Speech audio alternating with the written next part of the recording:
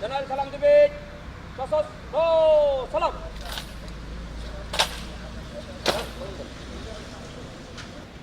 Honour guard অস্ত্র নামাবে। অস্ত্র নামা।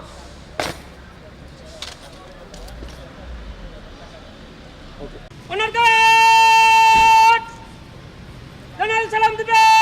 সশস্ত্র সালাম। দেশে একটি সুষ্ঠু নির্বাচন হয়েছে।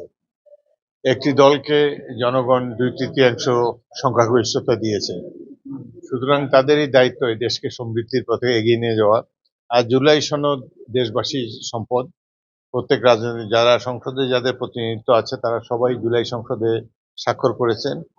বিএনপিও আমি মনে করি তারা জুলাই সংসদ বাস্তবায়নে বদ্ধপরিকর।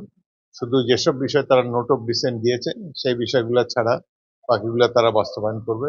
এবং জুলাই সনদের পক্ষে আমি তো তেমন কোনো সরকার এবং বিরোধী দলের মধ্যে তেমন বড় কোনো ডিফারেন্স দেখি না। এখন কিছু কিছু দল কিছু কিছু ব্যক্তি যারা সংসদের বাইরে আছে তারা হয়তো নিজের দলকে প্রভাবিত করার চেষ্টা করে যাতে সরকার শান্তিতে না থাকতে পারে। তবে জুলাই সনদে যেহেতু বিএনপি এবং অন্যান্য দল স্বাক্ষর করেছে সবাই মিলে জুলাই সনদকে বাস্তবায়িত করবে বলে আমার বিশ্বাস। আমি তো সংসদের স্পিকার, সংসদে এরা তো সরকার করবে। তো স্থানীয় সরকার প্রথমত বাংলাদেশের সমস্যা হলো এই যারা ভোটে নির্বাচিত হয়ে আসে এবং তাদের মধ্যে অতীতে কতগুলো নির্বাচন হয়েছে যেখানে ফ্যাসিস্ট সরকার আমলে যেখানে নির্বাচনের নামে প্রহসন মঞ্চস্থ হয়েছে।